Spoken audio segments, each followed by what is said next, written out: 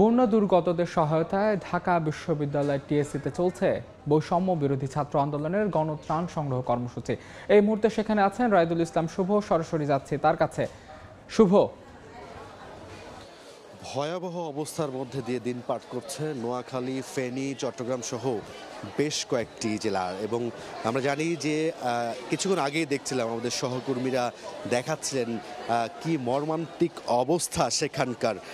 সেই যে বন্যার্থ মানুষগুলো, অসহায় মানুষগুলোর পাশে দাঁড়াতেই কিন্তু সারা দেশের মানুষ হাত বাড়িয়ে দিয়েছেন। এবং আমরা এই মুহূর্তে টিএসসিতে রয়েছি। টিএসসিতে আমরা দেখতে পাচ্ছি যে সাধারণ শিক্ষার্থীরা কিন্তু এই বৈষম্য বিরোধী ছাত্র আন্দোলনের শিক্ষার্থী সহ সকল শিক্ষার্থীরা কিন্তু এই অংশ নিয়েছে এই ত্রাণ সামগ্রী সংগ্রহতে।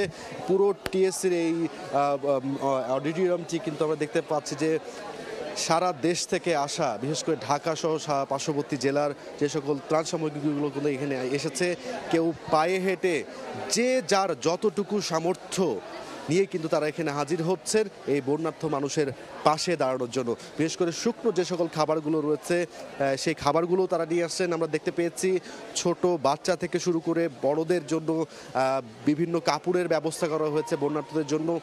সেটি মাঠে এখন তাদের কার্যক্রম চলছেন। এবং আমরা দেখতে পাচ্ছি শিক্ষার্থীরা হাতে হাতে করে কিন্তু যেই ত্রাণগুলো আসছে, যারা নিয়ে আসছেন তারা কিন্তু ঘরের দিকে নিয়ে যাচ্ছে। ঘরে আসলে সেখানে সেই ত্রাণগুলো বিভিন্ন একটি প্যাকেটিং করে পাঠানোর জন্য কিন্তু সেই সামগ্রীগুলো প্রস্তুত করা হচ্ছে।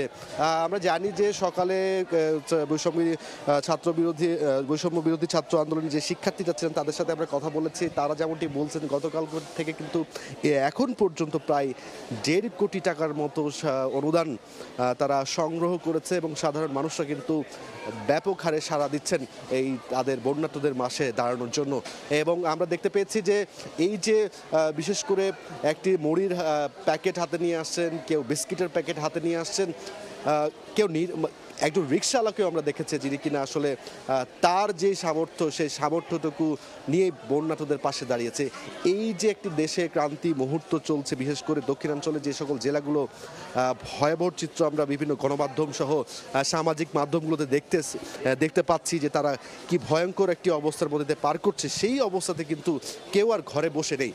যারা সেখানে পারছেন না উপস্থিত হতে, তারা আসলে এই যে ঢাকা বিশ্ববিদ্যালয় সহ বিভিন্ন জায়গাতে বিভিন্ন সংগঠন করে তারা ত্রাণগুলো সংগ্রহ করছেন এবং সেই বন্যার্থদের মাঝে পৌঁছে দেওয়ার চেষ্টায় অক্লান্ত পরিশ্রম করে যাচ্ছে। তো সবকিছু মিলিয়ে টিএসসি থেকেই ছিল আমার কাছে সবশেষ। ঢাকা বিশ্ববিদ্যালয় টিএসসিতে চলছে গণত্রাণ সংগ্রহ কর্মসূচি। সে খবর জানতে সরাসরি যুক্ত ছিলাম সেখানে।